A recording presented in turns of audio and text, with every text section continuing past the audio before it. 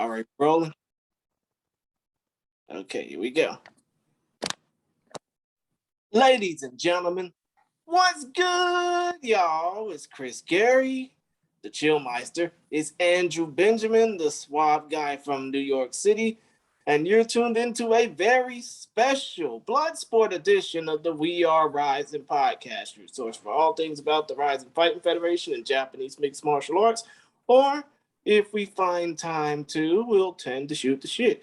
You can follow us on Twitter at We Are Rizin Pod, us respectively. I'm at Chris Gary 92. Andrew is at ABenja1, and you can check out our show on Stitcher, SoundCloud, YouTube, which I hope you're subscribed to right now, Podbean, Apple Podcasts, or wherever you get your podcast of choice. But Andrew, I'm going to let you take a breather from doing these intros for right now, at least for this episode, because on the line right now, we got a former WWE NXT superstar, a 3-fight mixed martial arts veteran with a record of 1-2. She's 5 feet 7 inches tall and 145.2 pounds of badass in-your-face competitor.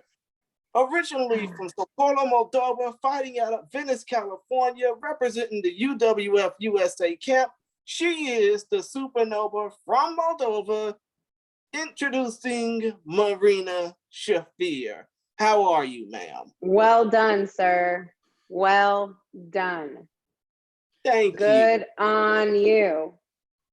Man, I'm good. I just actually finished training this morning and I came home and then I did some laundry, did some domestic shit, and now I'm sitting with you fine folks.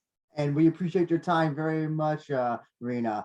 My first question to you is, how did you get started in this whole business? I know were you doing pro wrestling and MMA at the same time? Did you start off in one, then transition to another? Tell us how you got into this whole thing, this whole combat. So it's interesting. So I had come off of 2 really bad losses in MMA, like two pretty bad knockouts, and I actually ended up hurting my first neck.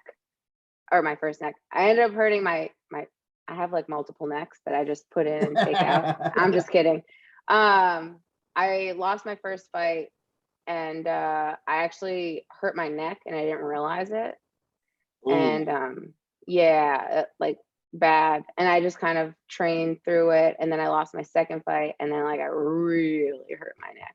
I herniated like 2 discs. My left hand atrophied. It was just demoralizing. You know, injuries suck. You'll talk to anybody that goes through a bad injury that, you know, doesn't necessarily, you know, have, like, I had a support system, but like, you know, we were all doing stuff. Like I didn't really have like a support system that, like my mom, you know, like there's no support system like your mom. I just got into like a really bad mental place. And once I started finally healing my neck, I started training a little bit more. And Josh Barnett, my coach, started suggesting grappling tournaments. So I started doing grappling tournaments and just to get my feet wet, because that neck injury really jacked me up. It's funny because like before I would just kind of like pass over it, but like it really messed my world up. Yeah, I started competing, and then once I started itching to fight again, that was when I met my husband. I met him at a PWG show and he just blew me away. Like, you know, he's a bad motherfucker, and fell in love. And then things happened. I was still training. I think Shayna, right before I got pregnant, she started working, like doing indie shows and traveling around and doing some fun shit. I was always interested in it. Like at first I was a fan, and then I was married to a wrestler, and then we had a baby, and the opportunity and the timing came up where, you know, Ronda was coming onto the scene, and I got an opportunity to see what I was made of. And I mean, who would pass down an opportunity like that? You know, really. Mhm. Like, in all honesty, like I was 1 year postpartum with Troy. I was not in the best of shape. I was breastfeeding. Like I forgot the last time I had taken impact before that, and it was a while. I mean, like I was grappling and stuff randomly, but nothing consistent. And then I just kind of really took this opportunity serious. And then I was like, oh shit, I'm learning so much more about myself the more I'm like really diving into this. And it just kind of stuck. I don't know. I feel like this is like the greatest test on character, you know? And I've had some of like the best moments in my life because of wrestling, and then I've had some of the worst moments in my life because of wrestling. But you know, life's about balance. You can't have one without really understanding the other. Mhm. Exactly. And now we're here. So Exactly. You got any questions to ask? yeah, I was gonna say, so going into pro wrestling, starting out in MMA and then grappling and then pro wrestling, did you find that the other arts helped get into professional wrestling, or was it harder because you had to unlearn? Like I guess one thing that when you do your the before class, at my school, we do the fall down and then shrimp out, and we're taught fall down on the arm straights, which is what they do in pro wrestling. So I don't know if something like that helped you, or like did you have to like learn how to not punch people while actually going for a punch or something like that, or something along those lines? Well, let's just put it this way. I won't throw a punch because I can't pull it. Mm-hmm. And going back to like the, taking a fall and stuff, back bumps are like the worst fucking type of way to fall for your body. Did you know that?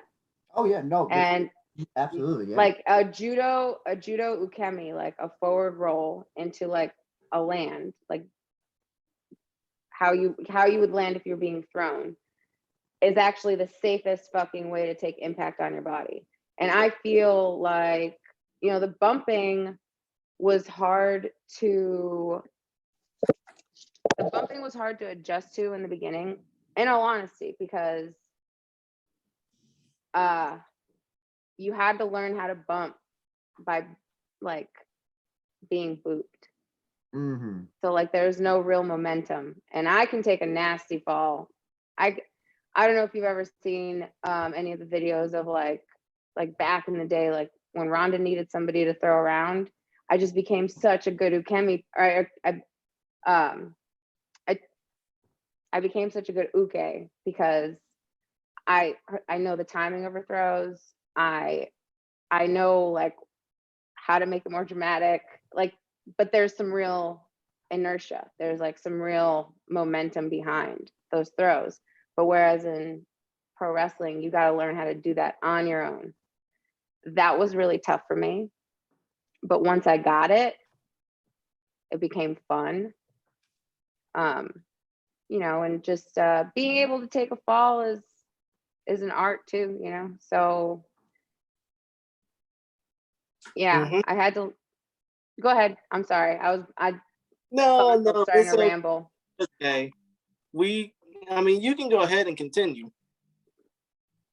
I mean, we're actually kind of interested off of this story because of the fact that, it's best to have somebody who can easily take your bumps and not feel any pain rather than, go with somebody who's not trained well, doesn't really know the coordinations of how to, take that bump and end up breaking their lower back or breaking part of their legs because you throwing them around like a rag doll and they can't take it. One of the most interesting things though I learned was that if you ever watch Lucha Libre or AAA or CMLL, you'll notice that like some of these guys are still in their 70s and 60s still wrestling, and the reason why is because they don't back bump. They roll with their bumps. Everything is a roll, man. So that's why you got people like Blue Demon and maybe even Mil Mascaris or these really older people who are still wrestling. They look like they haven't missed a step because they do it there differently in Mexico. Much not true. As hard on the body. But, exactly. I'm gonna throw it to you, Christian, for questions now. Well, when it comes down to the questions I want to ask is, when you originally joined the WWE, obviously you went through the NXT system. It was yourself, Jessamine Duke, and Shayna Baszler. But when you first joined NXT with those two ladies, did you think it was either going to be a walk in the park, or did you think that, well, I just came off of having a kid and, I'm going to need all the help that I can get? Yeah, that one. I mean, getting back in. No, you're good. It was really fucking hard for me to get back into shape. I don't know, for all your lady listeners, let me give you an idea. I have no boobs. I've always had a small, very barely A cup. When I got pregnant and when Troy was born, I went to an E. I went from an A to an E. I went from never having boobs to having them and then having to get back into shape. My body was wonky. The way I moved was wonky. My understanding of stuff wasn't the same because I didn't understand how my body was moving. And it was difficult at first, but thankfully I knew, with the guidance of my coaches, and also my husband, I started to understand what I needed to pay attention to in order to understand and change things about myself to go back to how I was as an athlete.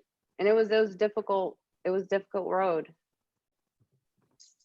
Right, of course. I mean, it's always difficult for women, obviously coming off of pregnancy or injury, but for men coming off of, ring rust due to injury, it's always a difficult thing to come back from. Yeah, I was also worried about re-injuring my neck too, because that was my last athletic experience was getting over that. So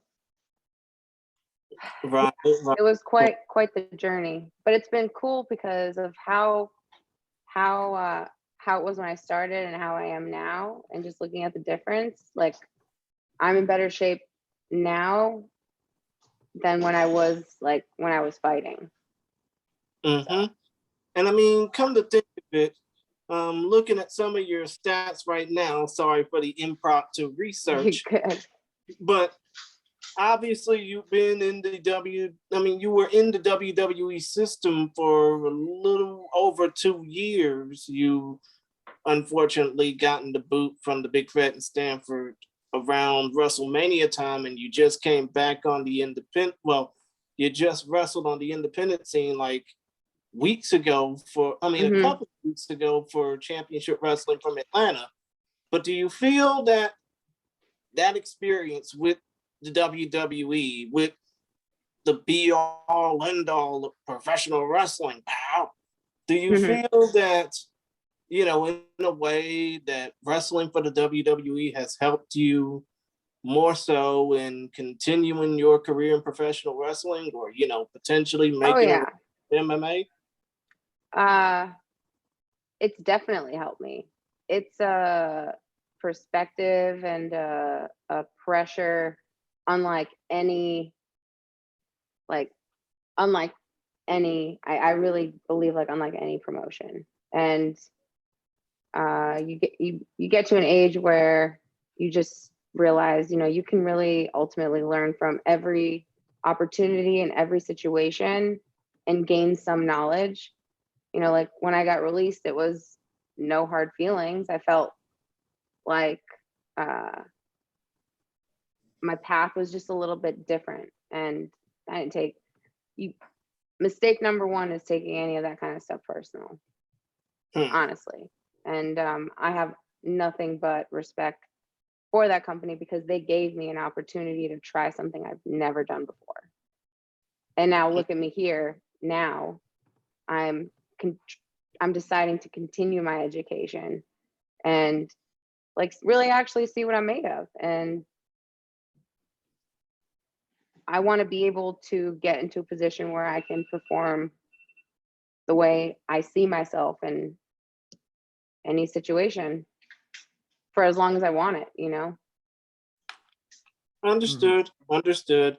And when it comes down to obviously, you know, your former, I guess, I wouldn't say former tag team partner, your best friend, your BFF, Jessamine the Gun Duke, who obviously has been in the UFC before, so she knows what to expect out of a big time situation. But do you think that when it comes down to the time she spent in WWE, that it might have helped her more than anything?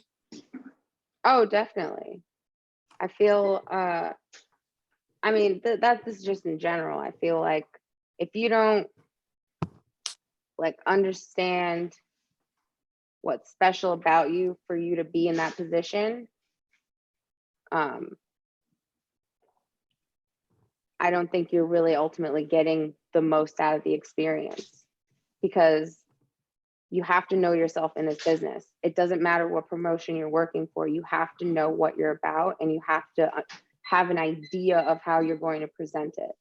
And I think for anybody that is put in that position, it can only, if you allow it, it can only have a positive impact on anything that you're about, honestly. Understand. And when it comes down to Bloodsport, obviously this upcoming show, I mean, I know Andrew's going to talk about it in a matter of seconds, but do you think that Jessamine would probably be better suited for something like Bloodsport? Yeah, I mean, if she would want to do it, I it's mean, another opportunity, you know? Yeah, it would be another opportunity because it's not every day you get somebody who's fought in the UFC, fought or wrestled in the WWE, and then wrestled for something as groundbreaking as Josh Barnett's Bloodsport. Yeah. So yeah, let's talk about Bloodsport. Got Bloodsport 7. I can't believe it's already 7 at this point. You'll be taking on Masha Slamovich. I'm curious to know, have you watched Bloodsport before? Marina? Oh yeah. Yeah. I've definitely have caught a couple of them, and it's just my bread and butter right there. I was about to say, yeah. What do you think about this style of wrestling? I mean, it's I mean, I can't remember. Were you with the Raw? Were you on Raw Underground? Were you part of that? That's kind of in the same ilk, but still, Bloodsport's still a different animal entirely. Yeah, it's a different animal. I mean, it would be interesting to do Bloodsport in like a plaid high-waisted maxi skirt and a hat. I mean, that would be fun. I look like I straight up came from like a midnight farmer's market and was like, ooh, let me walk up in this fight club. Yeah, I remember when you came into the little bunker they had with the little sundress and all, and then made one of the Inspiration members, formerly the Iconics, tap out. Oh yeah, it was fun. So let's talk about your Bloodsport debut and your Bloodsport match against Masha Slamovich. I'm curious to know, do you know anything about your opponent? Have you ever crossed paths with her? What are your thoughts about her? I have never met her, but I've been slightly obsessed with her lately. I was actually a fan of hers like months ago. Like there wasn't like too many matches like out there, but her name caught my eye, and then I just kind of dove into that, and I was like, oh wow. And then like I caught like one of her matches, I think maybe some highlights from like Japan, I think Shimmer possibly. And I hate what was, to interrupt, even though it's kind of my thing, but she has been all over the place, and now yeah, Impact Wrestling has her. yeah, she just had a great match with Deonna Purrazzo, and she's just feisty and aggressive and creative and explosive, and I mean, who wouldn't want to wrestle her? Well, honestly. also, I don't know if a lot of people realize the international implications of this match. It's Moldova versus Russia, being that Masha is originally from Russia. I'm curious. Yeah. Do you when you fight or wrestle, do you feel like you're kind of also defending Moldova? Is that ever something that's ever you bring with you? I've never had nation pride That's what, like that, but I definitely like when I compete and fight, I do like I do it for my mom. I mean, like that's like I do it for my mom. So with this match, as for those that are not familiar with Bloodsport's either TKO, submission, or time runs out. With this match, how do you prepare for somebody like Masha Slamovich, who I would definitely characterize her as a striking type of wrestler? When you go into a match against somebody who's kind of like that, what do you then try to go toe to toe with them in striking, kind of throw them off the game, or is it like, oh nope, they're a striker, grapple, choke them out, or heel hook them, or whatever it is? What's your strategy? That's a pretty good question. The game plan lately is just be dominant and force reactions. Oh, you said force reaction? Yeah, force reactions. Oh, and so sorry, go ahead. You can expand about that. No, you're good. That's like a lot of just engaging in a way where I can kind of herd whoever I'm working with to react the way that I want them to. Yeah, like be the mouse but have like a cat trap. Oh. Right. I mean, be sure to trap that tail, so to speak. Yeah. And so with this match, is there anything different in your training that you're preparing differently than you maybe would for like a different type of wrestling match or other type of combat sports you're doing? Is there just anything that you're doing differently that you could say?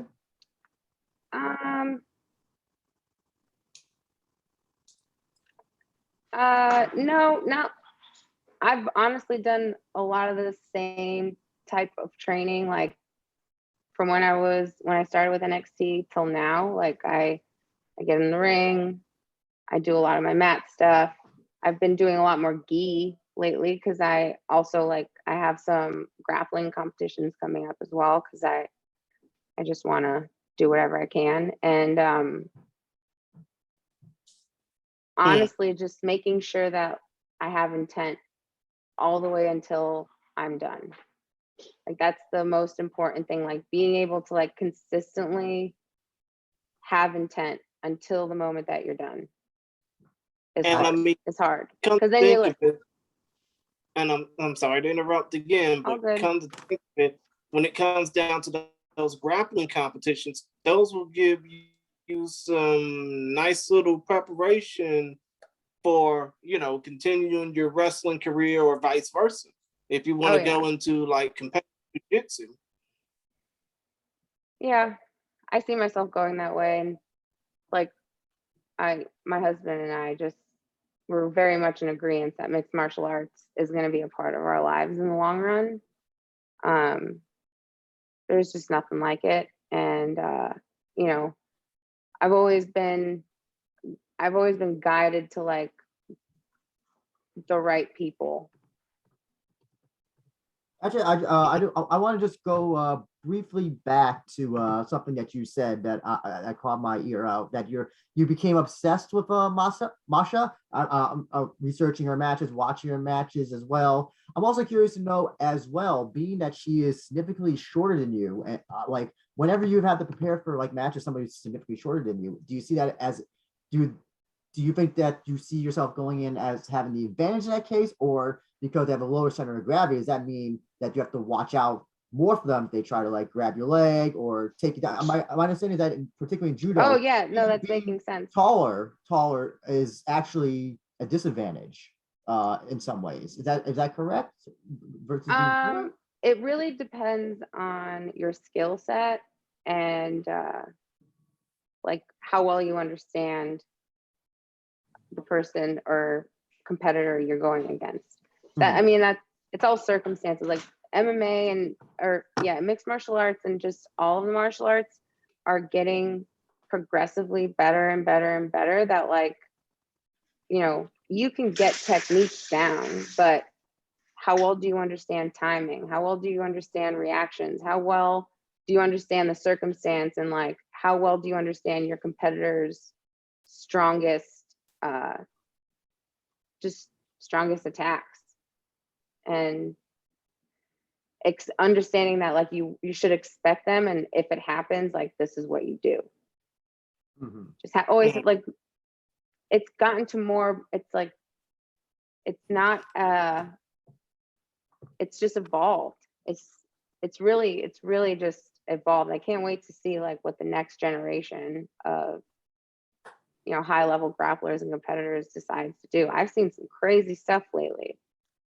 Been really refreshing and exciting. Like it's what keeps me paying attention. It's what hooked my husband. Like he's a huge MMA fan, and like we have a really close friend who runs like local MMA promotion regularly, like every weekend, and it's just interesting. It's with this match against Masha. Mhm. So how do you see the match going? How do you see do you see this? I know you said it's going to be it's going to be reaction based, but I just want to hear from you. Like, take us how you think that this fight will go. One of my favorite things is like surprising people, and I feel like you can anticipate it being aggressive, and I want to say somewhat high paced, but I just really can't wait to surprise a lot of motherfuckers. I just honestly, I just really can't. Like I want to see what I'm made of, and I know every time I'm pushed lately, every time I've been pushed past my comfort zone, I've been very luckily like presented with success, and I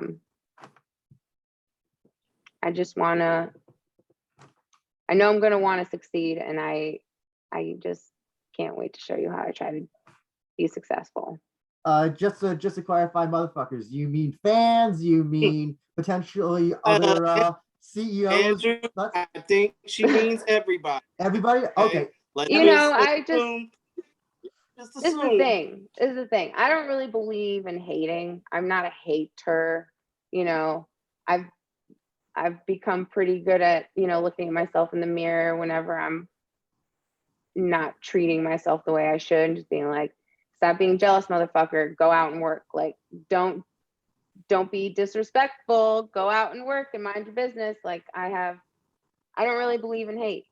I feel like everybody can police themselves with hate. And I believe that if you really hate somebody, you can't conquer them. And that goes to like fans and skeptics, fans of pro wrestling and MMA. I don't hate anybody. I just, I will get them. Gotcha. And they'll get me eventually. I think that's actually another good transition to another topic. A topic, I guess you could say, there's people who I do hate that were aggressors in it, but it's regarding the speaking out movement.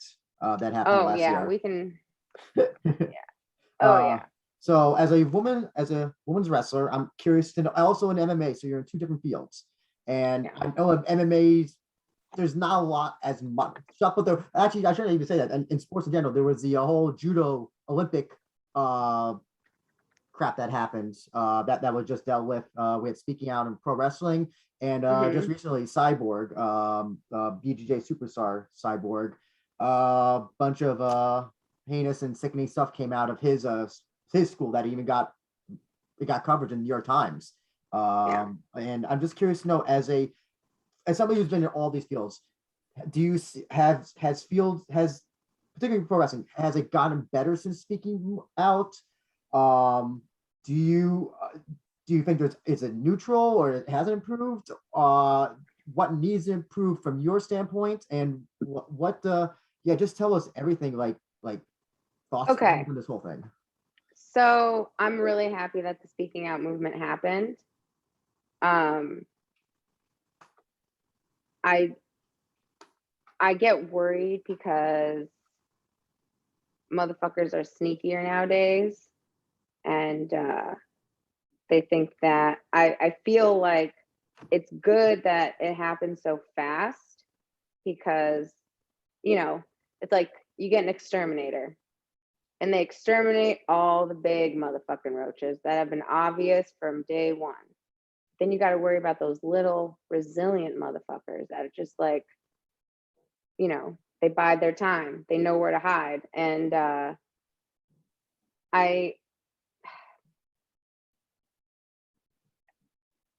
it's just always disappointing in general when people think that they are allowed to do some of the things that they do. And, I don't have much, but I've worked for everything that I have. And for people to think that like they can infiltrate that hard work and then manipulate people with it. That's just, it's not kosher. I'm very lucky to not have been in an environment where that happened to me. I'm really happy that like I grew up with two older brothers who also, and a very like competitive mom who let me know when shit wasn't cool. I also feel like the only thing that's going to really resolve this in gyms, honestly, is I believe if there's any kids program in a gym, I believe that gym should have a program for the moms of those kids to meet on a weekly basis or monthly basis and check in with the moms and the kids and give the kids an opportunity to be honest about what's happening and how they're feeling. Because if a kid understands that there is a space for them to talk openly about something, and say they just mention something to a mom, their mom, and then that mom brings it to the other moms. I'm sorry, but you don't want to see like a pack of angry moms that realize that one of their children was disrespected in some way. And I guarantee you every single one of those moms has a Yelp account or a Google account. Well, not just that, but they probably know the directions to the place, either via MapQuest or something. And I guarantee you that in those groups of moms, there have been one or two, maybe three of those ladies have been disrespected in their lifetime. They know what to look out for. And I really believe that like the more people band together and really have their kids' backs and really have each other's, if you're a grown up and you're making sure you understand who really has your back and is like an ally, not just a friend. That's super important. You know, I've been in situations where people think that they can bully me or be disrespectful, and I politely pull them to the side and I thank them for the time, and I say, the next time I'm in the same space as you, you were to not talk to me like that ever again. And if you do, we're going to have a bigger problem. That's it. That's great. One of the great things. At least we know that you're one of those types of moms that, you know, regardless of what goes down, if you see something wrong, you're going to stand up for it. I mean, you're going to stand up against it, because if you don't, chaos will ensue and all hell will continue to break loose. Yeah. And just, you know, I also understand, like, my mom was never involved in my athletic career. My dad was the one who drove me. My dad was the one who took me to and from practice. He was like the real, like, he was my support system when it came to that kind of stuff. But, you know, she still asked questions, and she was nosy. And I've also had friends that I trained with that didn't have either parent involved in their athletic career. And I think those are questions and conversations that need to happen. Like, the gym is a place for bonding. You have to know who you're going with. You got to know. You have to, essentially. And I'm not saying all of it, but in general. And I just making sure that no one is ever really afraid to ask a question or comment on something that they feel a funny way about. Just making that clear. You know, like I'm just a big believer in, like, a community to help, because you never want to feel like you're alone. And I know that. So what this gym that I train at, it's called Elementum Jiu-Jitsu, and we did like a all girls Sunday open mat for like 2.5 hours, 3 hours. And we actually had girls from gyms far away, like 2 hours away, come and hang out. And there were women who came who just wanted to, like, sit and watch, you know, and just wanted to chill. They just wanted to be a part of that vibe itself, because it's just different when it's all ladies. It's just different. We're nosy. We like to know. We like to know what's going on. But I mean, basically, y'all were just opening up y'all feelings by slamming down on the mat, so to speak. Well, yes, that, and, you know, we got to, like, talk to girls from faraway gyms, and, like, it went right to that conversation of, like, hey, if you guys are dealing with some coaching that's not kosher, and you don't feel like you can talk to anybody in that gym, you can always come here and talk to someone. Like, you don't ever have to be scared. Like, that's what I feel like jiu-jitsu gyms in general shouldn't be in competition with each other that much, that, like, there's no connecting happening. Like, you just want to have the best product. How well do you know your product, and how well are you oiling that product? You know, it's just different nowadays. We got to make sure we got our I's dotted and our T's crossed. Like, people are getting sneakier, and people are getting sneakier. And I am not about that sneaky stuff. Exactly. Are you yawning? Am I boring you? No. It's just that I've been up all night since like 2 a.m. in the fucking morning. I mean, you're not boring me. You're actually exciting me. I'm more worried about my co-host over here.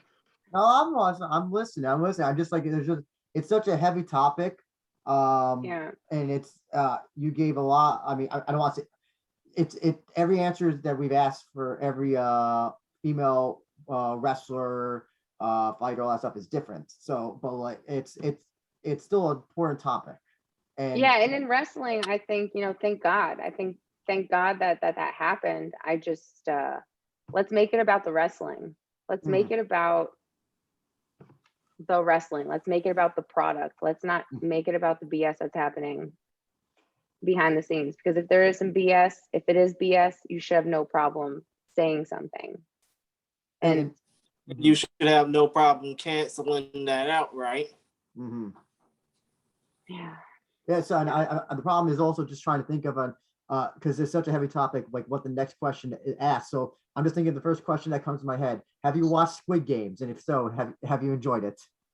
I have not gotten to Squid Games. You're actually like the third person to ask me, and Uh-oh. every person that's watched it is like, you need to watch it. I'm like, okay, I just can't freak out about Civilization just yet right now. That's true. I need a break because we went from Lucifer to Manifest to Midnight Mass, and it was like religion. I was like, I need a break. I need a break. It's just too intense. I got you. Well, considering the fact that, Andrew, seeing the fact that he is an actor by trade, just asked about, the latest hot thing, I just would want to ask something that Andrew, would normally ask. There was this whole thing about 2 years ago or so where Jordan Grace talked about pro wrestling being a performance art rather than an actual sport. Considering the fact that you come from the world of professional wrestling and obviously the world of mixed martial arts and martial arts in general, do you see professional wrestling as more sport than performance art, or the other way around? If it's a loaded question, That's not a loaded question. It's pretty. Take your time. I got an answer, but I'm also questioning it to see if there's something else. But it really just depends on who's in there. It depends on who's in there. It depends on how well they understand each other, how well they understand themselves. Like, I mean, you let's say we got, okay. Let's say we have Dalton Castle versus a Randy Orton. Is there going to be wrestling happening in that match? No, because there's going to be mostly comedy. I don't know. In a way, Dalton Castle wrestling. I mean, Andrew, you probably can take this. Oh, you getting hot here? A little hot, huh? I could see. Well, here's the thing, Dalton. He has he has a theatrics, but he does have the legitimate amateur background. And then you have Randy, who's kind of, I don't think he has amateur background, but he has that, I guess, a lot of experience. Everybody who does have an amateur background. Mm-hmm. And also has kind of like if you want to say a sports, and you can almost say that it all depends on place and time, audience. Yeah. Maybe for Bloodsport, it'll be a drag out striking grappling match for all you know. But then if they would ever meet in say NXT, maybe a lot more theatrical, a lot more, just a lot more. I don't want to say less sports. I don't want to say that's the wrong term, but just less of the type of I guess wrestling that a Bloodsport would ask for or would expect. That's my answer. I feel like it's important to like understand your cinematic self, and if you have confidence in the way you pro wrestle, you should also have the same amount of confidence in your cinematic self in the way you carry yourself. And I feel like it just depends. I mean, she's not wrong. Definitely not wrong. Like, you got to understand how to make shit entertaining. I mean, I still like work through making sure just like posture is a big deal. I want to fucking get my hands on you. I'm like an octopus. I just kind of don't fucking let go unless some bad shit happens to me. Exactly. But like making sure that like everybody can see that I'm grabbing all around. Exactly. And, you know, that kind of leads me to a question that I know, Andrew, you would probably want to ask, but I'll ask it anyway. Let's just say if Masha Slamovich is either watching this, because this is going to get put up later on the We Are Rising YouTube channel, or Mhm. listening to this as a, you know, podcast later, or a way to understand English a bit clearly. I mean, what would you basically say to her, you know, if y'all were face to face, toe to toe, looking at each other, ready to slug it out? Oh man, that's a. I guess you're gonna really have to just tune in, huh? I mean, Yeah. yeah, October 2nd, live from I Los Angeles, live on. I'd be doing you a disservice if I tried to pretend right now. Just put it that way. Yeah. I would be I mean, come to I think, would just watch. come to think of it, we've all had like 2 years of, you know, not just really 2 years, more like 18 months of pretending things were normal. Now that things are kind of normal again, we get to see some people beat the shit out of each other. And love every second of it. Crazy. Yeah. So before you go, I just want to give you an opportunity to plug everything and all the things that you're doing right now, and anything that you can say. I'm really excited about this project that I did with Free the Narrator with JC and EC3, and I know it's out on YouTube, and I just did a post interview of it, just kind of talking about why I did it, where the inspiration came from. Was very, very proud of that product. So go and check that out. Follow me on Instagram and Twitter, Marina Shafir, everywhere. And You have let a me know Twitch what you account? think. Do you have a Twitch account, or because that's what all the Oh, rest I of them do. have. I have a Twitch account. I haven't streamed in a few weeks. It's been brutal, but it's Marina Lift Rock. I guess we need to, you know, give that account a follow. Oh, I'm gonna. When I do the we podcast, are on. I was going to say, Cool. when I write out everything, I'm going to have a lot of stuff to write for you, Marina. Instagram, social media. I'm going to have a lot of stuff to like follow this, follow that, follow that, follow that, follow that. You'd be surprised. All of it. Follow it. But I think I'm pretty entertaining. My son's crazy and hilarious, and he's awesome, and he's the best. And my husband's just, well, we just know he's the baddest motherfucker around. So there's just a house you know what? full of fun. Right. But you know, I know that we probably are running short on time, so that would probably disqualify me from asking, you know, if you weren't a fighter or anything like that, what would be your backup plan? But let's just say if your son ever sees a match of yours and thinking, wow, Bobby, I want to do something like this, would you or Roderick, your husband, ever consider your son having a career in professional fighting? Would we ever consider our son having a professional career in fighting? Well, my answer to this is if he can keep a garden alive, then he can make decisions for himself. So that's going to be his work ethic. Well, that's the garden comes in. Well, I don't look at me anyway. Sorry, he's going. Love you. Sorry, I had to do that. But yeah, he's got to keep a garden. Like, we're in the process of having a house built, and we're gonna have a garden. And that's gonna be a big responsibility of his, because he's gonna have to learn how to take care of other things before he can get to do stuff. Like that's gonna be the deal. All right, well, that's the honest answer you could give. If Yeah. he's responsible, then he can do it. If he's not responsible, it's maybe the worst field to go into, MMA. Exactly. But with that being said, Marina, we really appreciate your time talking to us about a whole host of topics and your upcoming Bloodsport debut and fight against Masha Slamovich, which everybody can check out on fight.tv next Friday, excuse me, October 22nd, 8 p.m.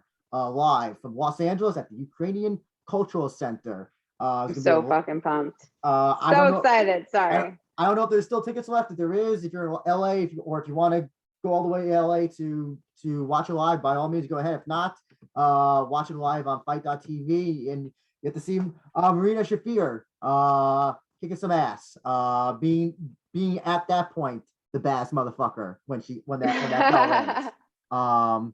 Can I say baddest woman motherfucker or bad female motherfucker? No, I just say I know this is gonna sound terrible, but I'm like the baddest fatherfucker. Oh, okay. Okay. Okay, gotcha. Why is everybody trying to fuck the mom? You know, like what the fuck? Well, because we got BMF and then BF bad father. The problem is if you say, "Hey, you're my BFF," they'll be like, "Huh? No, bad fatherfucker." Huh? But again, Marina, we appreciate your time and best of luck in your match. And yeah, we hope to see if you return to MMA again. That'd be great. If you stick with pro wrestling, that'd be great. We hope to see where your career goes from here. We're looking forward to it. I appreciate the time. Thank you.